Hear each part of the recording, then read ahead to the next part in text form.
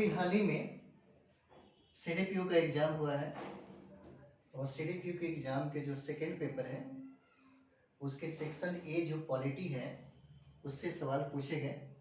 और अभी देखा जा रहा है कि सवाल जो पूछे जा रहे हैं, जैसे ऑडिटर में भी पूछा गया था और अभी 66वीं बीपीएससी में भी पूछा गया था, उसका लेवल थोड़ा सा अच्छा दिखाया जा रहा है। यानी कि समझिए कि स्टैंडर्ड वाला क्वेश्चन है, यानी कि अप्लाइड क्वेश्चन है।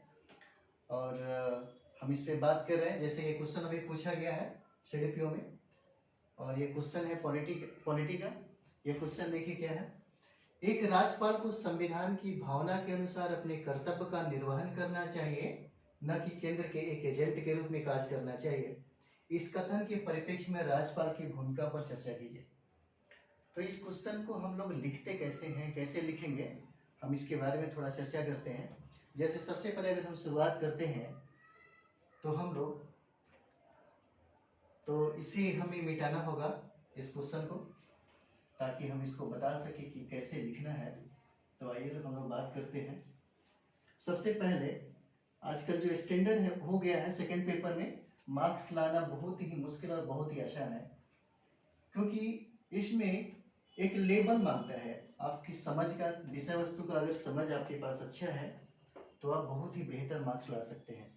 विषय वस्तु का समझ अगर बनेगा तभी आप इसमें नंबर भी उठा पाएंगे और ये प्रश्नों का आंसर भी आप लिख देंगे। तो सबसे पहले हम चलते हैं परिचय। इसका परिचय हमें ज्यादा लाइनों में नहीं लिखना होता है। अगर देखा जाए तो 450-500 शब्दों में इस आंसर को हम लोग फाइनल करेंगे। अगर इतना है आपके पास तो समझिए कि आप बहुत ही अच्छा नंबर ला सकते हैं। तो सबसे पहले हम लोग इसका परिचय लिखेंगे। परिचय में हम लोग संवैधानिक कुछ तथ्यों को दिखाएंगे। जैसे में दिखाएंगे कि राज्यपाल की भूमिका संविधान के भाग 6 और अनुच्छेद जो आर्टिकल है वो है हमारा 153 से 162 के अंतर्गत है।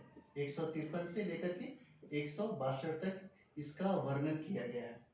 उसके बाद हम दिखाएंगे कि भारतीय संविधान में राज्यपाल की भूमिका दोहरी दिखाई गई। यानी कहने का मतलब है कि जो प्रश्न आपका डिमांड कर रहा है तभी ये समझ में आएगा कि यह केंद्र के एजेंट के रूप में कार्य कैसे करता है।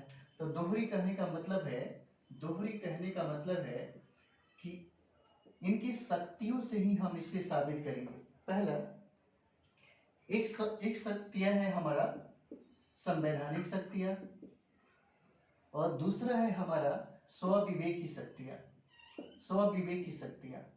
तो संवैधानिक शक्तियां और स्वविवेक, यानी कि स्वविवेक की शक्तियों के माध्यम से ही ये जो राज्यपाल को जो शक्तियां प्राप्त हुई, इन शक्तियों का उपयोग या दुरुपयोग के माध्यम से ही राज्यपाल को केंद्र के एजेंट के रूप में देखा जाने लगा।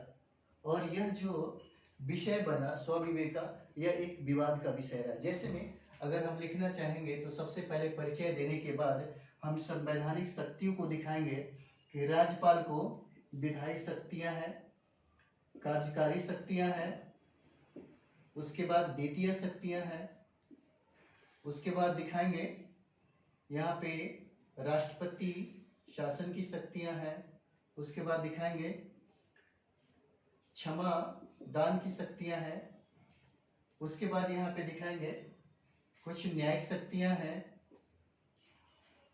ये हमारा हो गया संवैधानिक शक्तियां। थोड़ा सा इसका चर्चा कर देंगे, लेकिन प्रश्नों का डिमांड ये नहीं है। प्रश्नों का डिमांड यहाँ से स्टार्ट होता है। तो हम लोग आते हैं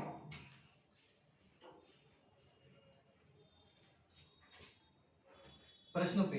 तो सबसे पहले ये बात जरूर बताएंगे कि ये सभी जो शक्तियां हैं इनका निर्वहन राज्यपाल स्वयं नहीं करता, बल्कि इसका निर्वहन ये मंत्रिपरिषद की सलाह और सहायता से करता है। तो यहाँ पे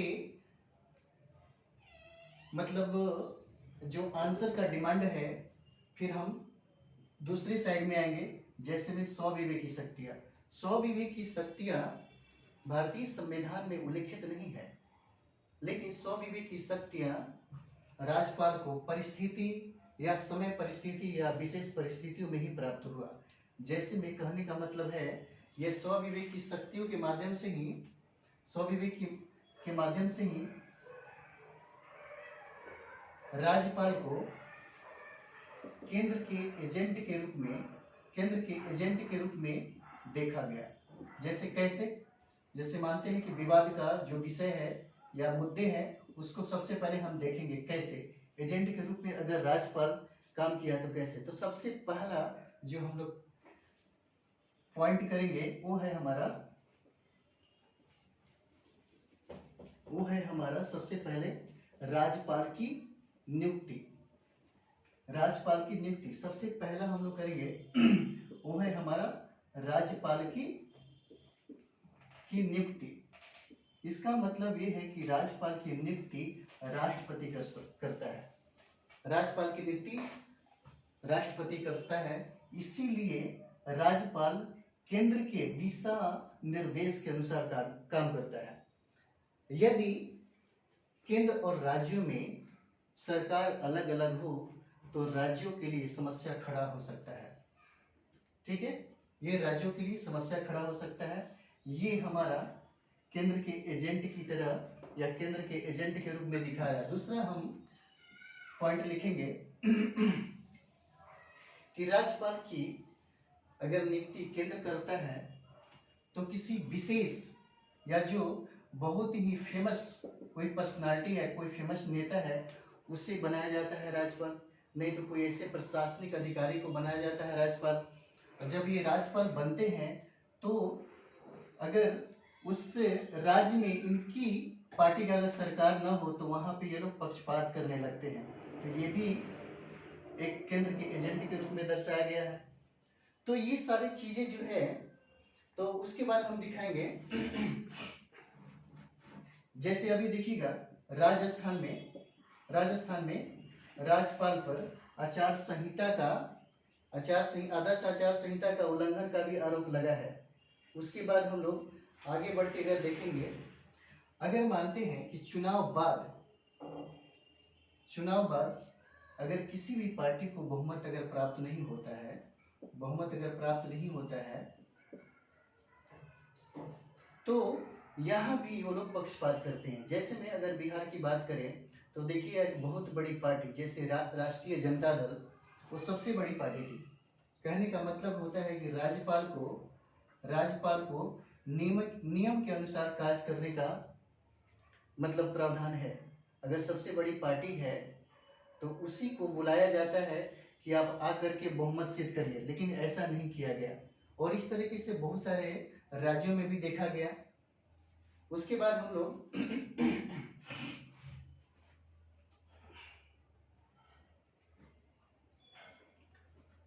और एक चीज और भी हो जाएगा इसमें, जैसे में हम लोग देखना चाहेंगे तो केंद्र के एजेंट के रूप में जैसे में कभी कार्यकाल के समय ही राष्ट्रपति राज्यपाल को हटा सकता है या हटा भी देता है। ये प्रक्रिया और इस सिलसिला देखा गया है बहुत सारे।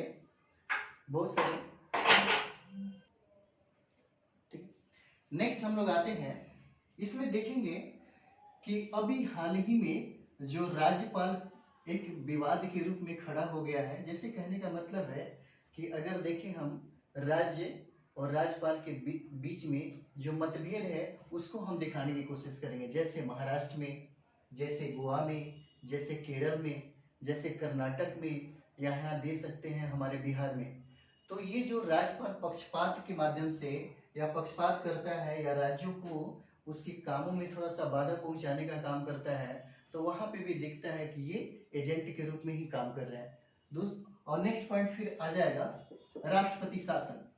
जैसे ही राष्ट्रपति शासन लागू होता है तो उस राज्य के जो मंत्रिपरिषद है उनके सलाह मानने को ये राजी नहीं होते, तैयार ही नहीं होते, क्योंकि उस पीरियड में राज्यपाल जो होते हैं वो राष्ट्रपति के प्रतिनिधि के रूप में काम करते हैं। तो यहाँ पे देखा जाए इन सारे तथ्यों पे अगर ध्यान दे तो पता चलता है कि राज्यपाल केंद्र के एजेंट के रूप में काम करता है। लेकिन कुछ ऐसे, अब यहाँ हम दिखाएंगे, हम सिर्फ एक ही पक्ष को दिखाने की कोशिश नहीं करेंगे, हम दोबारा इस चीज को दिखाएंगे कि कुछ ऐसे तथ्य हैं या कुछ ऐसे भी उनका काम है जो सिर्फ एजेंट के रूप में ही देखना सही नहीं है। तो वो सारे मुद्दे को हम अब दिखाएंगे इसके बाद, जैसे कौन कौन से मुद्दे हो गए जिसके माध्यम से आप दिखा सकते हैं कि ये मतलब एजेंट के रूप में नहीं है। तो सबसे पहले एक चीज देखिएगा दिखाएंगे हम, सबसे पहले कुछ केस स्टडी को दिखा देंगे ताकि इसमें पता चल जाए कि अब हम इसके बाद क्या कहने वाले हैं। तो फिर उसके बाद हम जो दूसरा पारा लिखेंगे मेन बॉडी में, वो ये दिखाएंगे कि देखिएगा बोमोई फैसला आया था, बोमोई फैसला आया था। तो बोमोई फैसला के बारे में हम पहले दिखाएंगे। उसके बाद दिखाएंगे राज्य प्रशासनिक जो आयोग है उनका कुछ सिफारिशें हुई थी। उसके बाद हम दिखाएंगे कि राज मन्नार समिति भी है।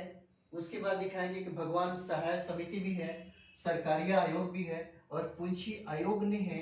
इन सभी लोगों ने कैसी सिफारिशें की थी, यानी कि राज्यपाल की भूमिका को पारदर्शी और गरिमामय बनाने के लिए इन लोगों ने क्या सिफारिश दिया था।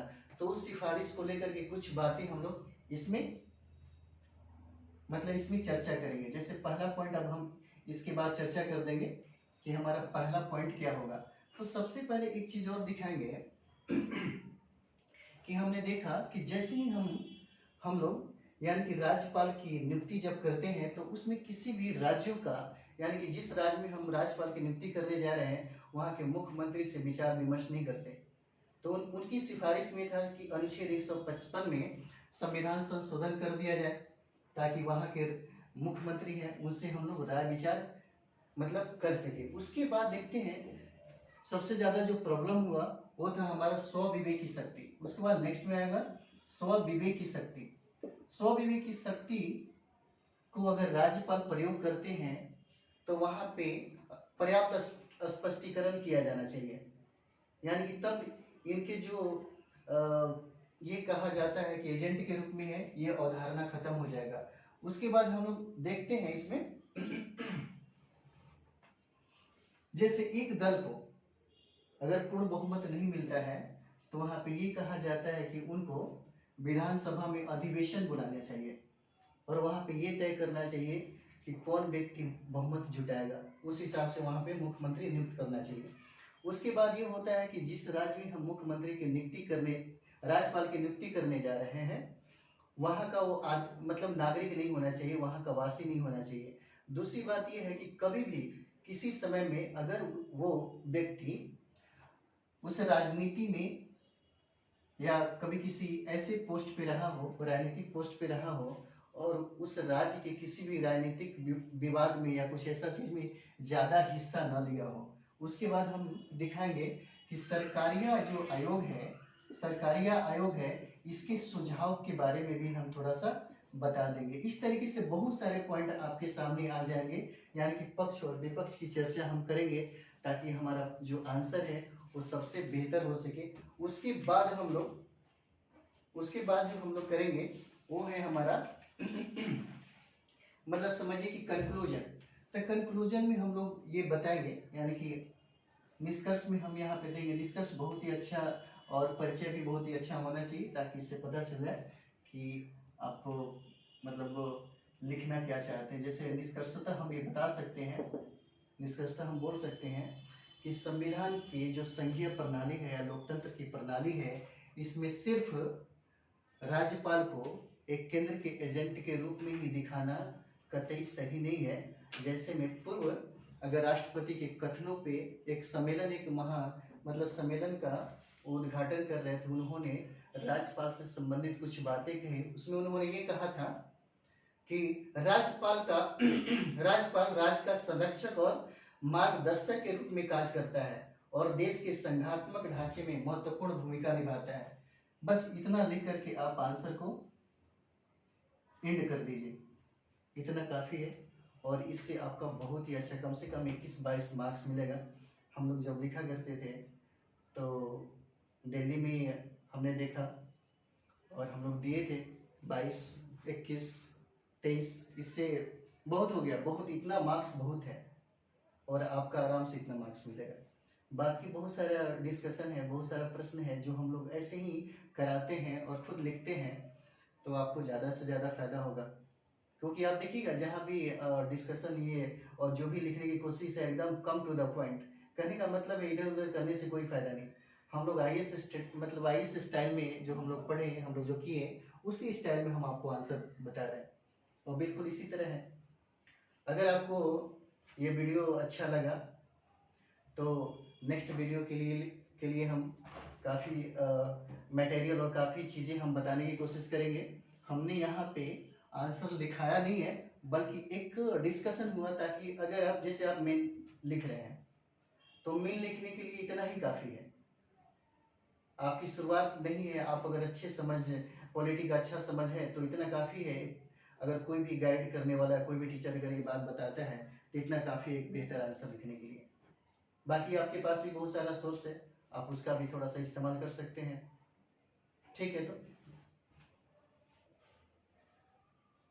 अगर आप चाहते हैं कि जितने भी बीपीएससी, सीडीपीओ या जितना भी बीपीएससी आयोग ने जो एग्जाम लिया है, पॉलिटी हुआ, इसका आप डिस्कशन चाहते हैं तो कमेंट बॉक्स में आप मैसेज करें। फिर हम हर सवाल, हर प्रश्न जो होगा एकदम स्पष्ट रूप से प्रश्नों को तोड़ करके कैसे लिखते हैं, कैसे लिखा जाना चाहिए। बहुत सारे शब्द हैं जिसके बारे में स्टूडेंट को पता नहीं चल पाता, जैसे मूल्यांकन बोल दिया, आलोचनात्मक बोल दिया, समालोचनात्मक बोल दिया, विवेचना बोल दिया।